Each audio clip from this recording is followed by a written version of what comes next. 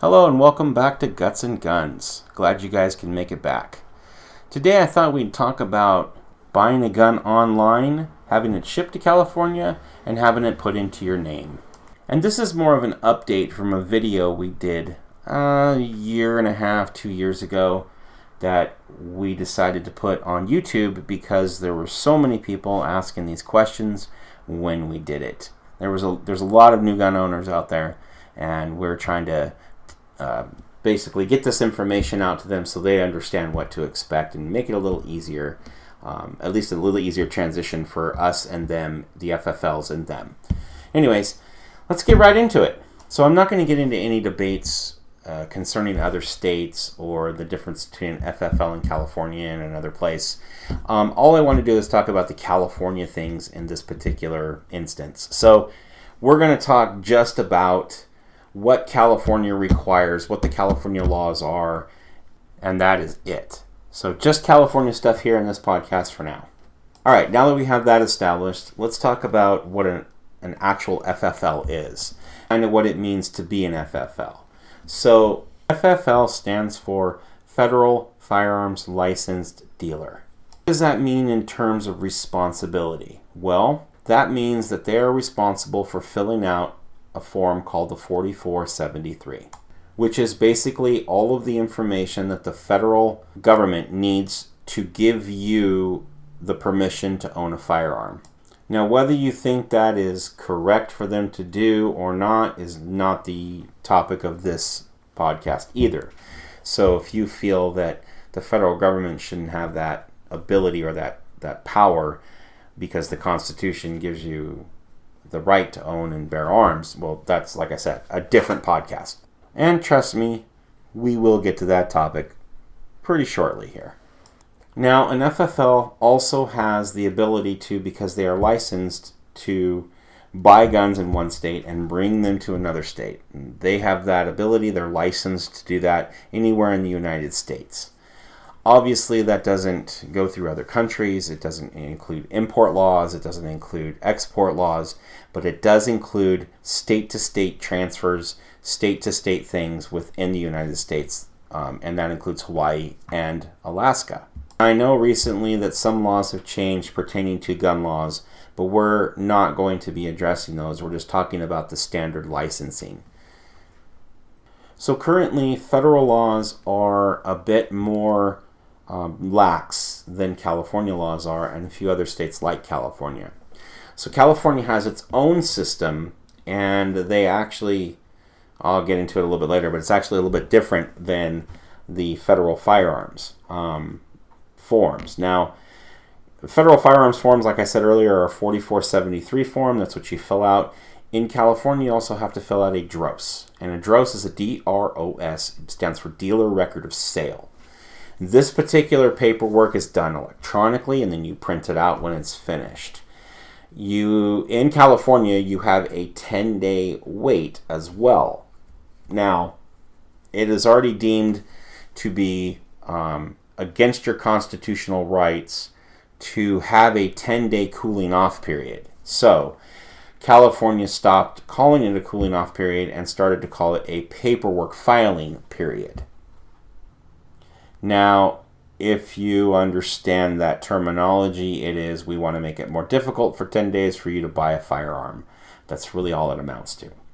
And I can get into the nuances of how this all works, but we're just talking about getting a firearm transferred in the state of California.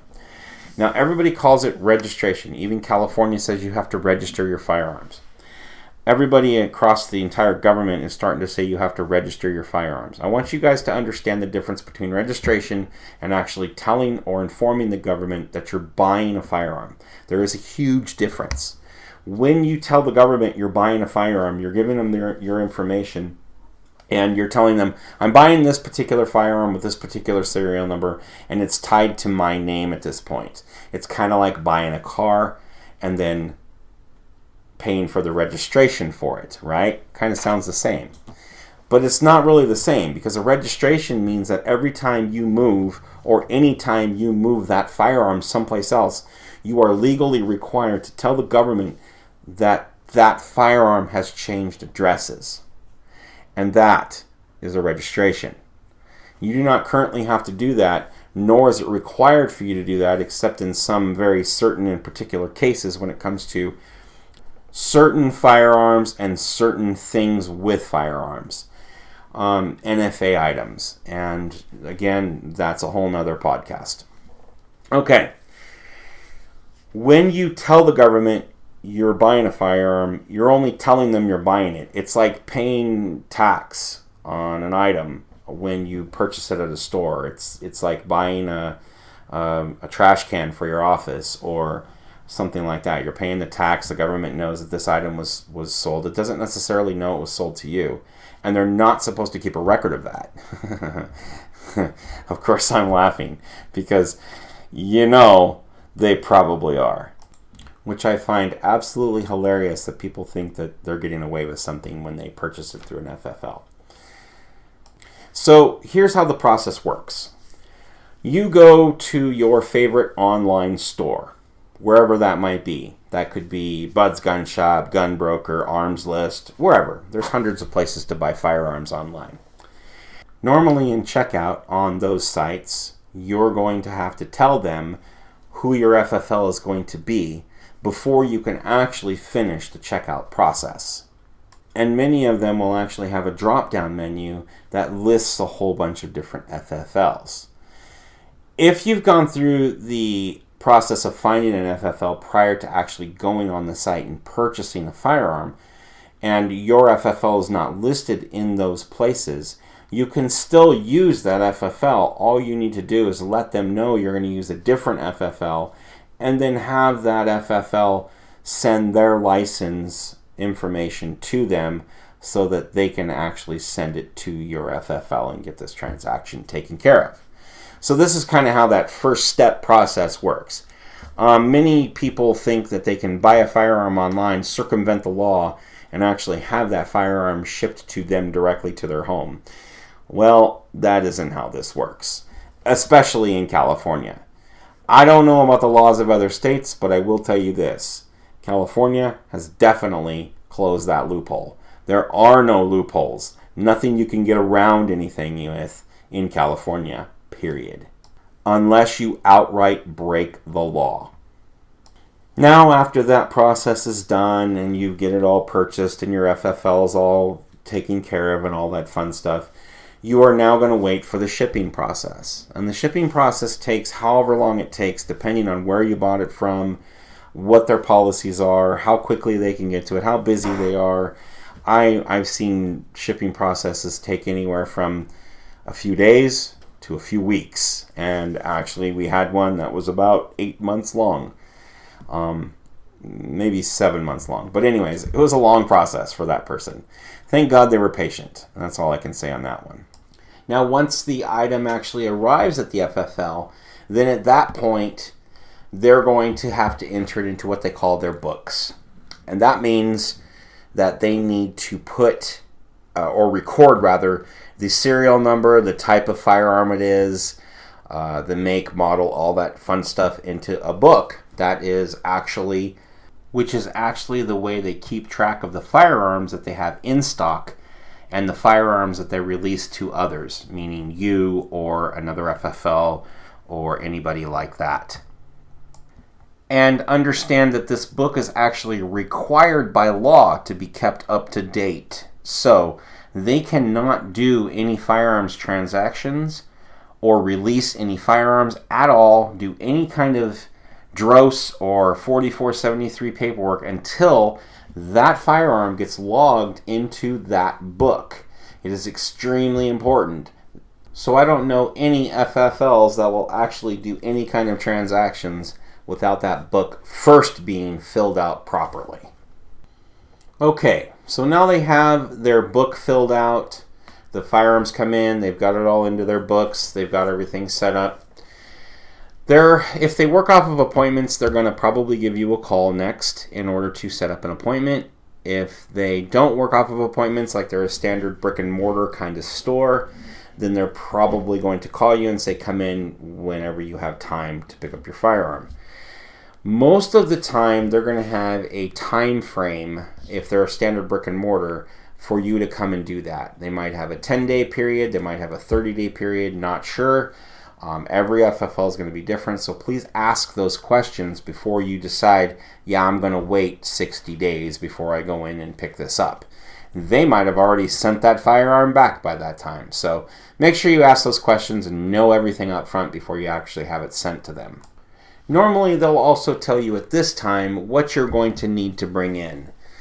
There might be a few exceptions to this rule, meaning some FFLs might actually think you know what you're doing, or at least assume you know what you're doing, and that's generally a recipe for disaster as far as customer service goes.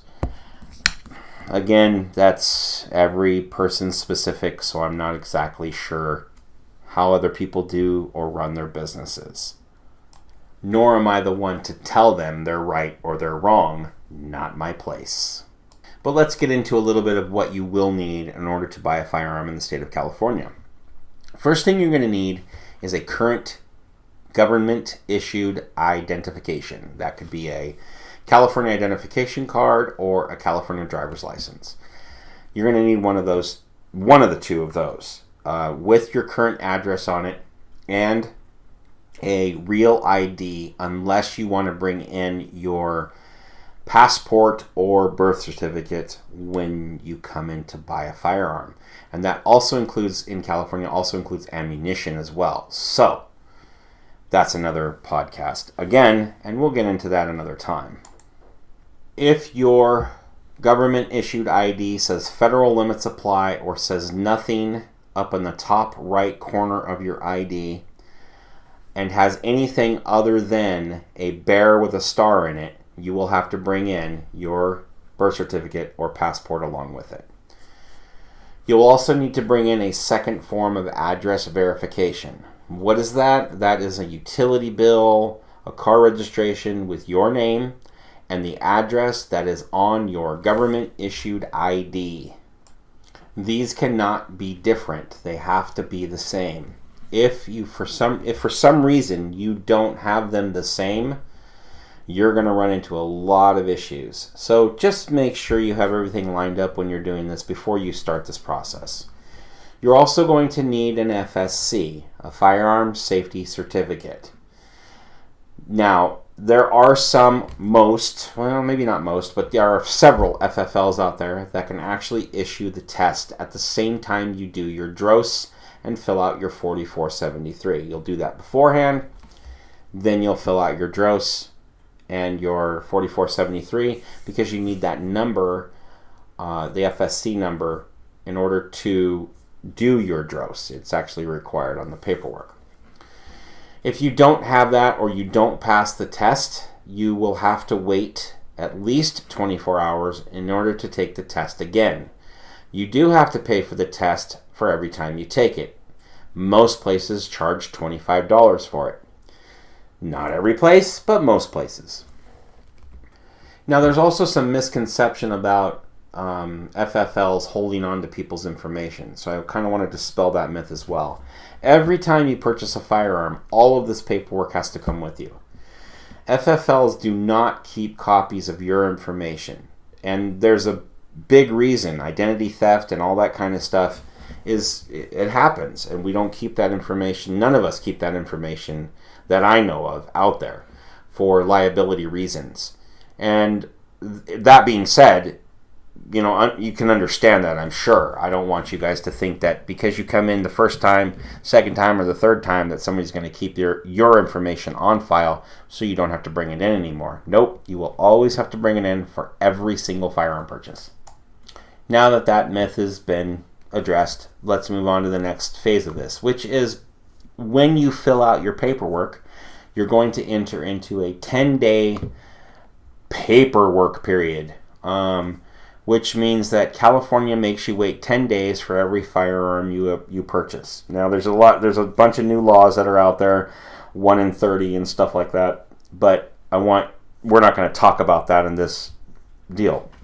So you got 10 days to wait, and you can't wait less than 10 days, literally to the second. No one can release the firearm prior to that 10-day mark. And if the DOJ actually says you need to wait longer, you're going to wait longer, up to 30 days. All depends on the DOJ. The FFLs have no say in this. They can't change it. They can't make it better. They don't know any reasons if you get denied. They have no reasons why. You have to do all of that. It's all kept for privacy reasons between you and the Department of Justice. All right.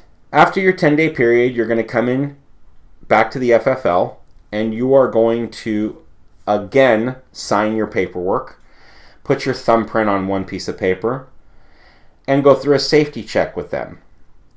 Sometimes you'll have to fill out a safe affidavit. It depends on the actual purchase, the firearm, and that kind of thing. But no matter what, you're still going to have to wait 10 days no matter what you do. There are a couple of exceptions to this rule. And one of the largest exceptions to this rule is the curios or relics or antiques. You still have to wait the 10 days, but unless you have an 03, which is an FFL license, in an 03 status, you can actually get these things shipped directly to you, and that bypasses all of this process. So that's really kind of the only exception to that rule, unless you have some special privileges that very few people have. And that's really the basic process of buying a gun online. It's pretty simple. It takes a little longer.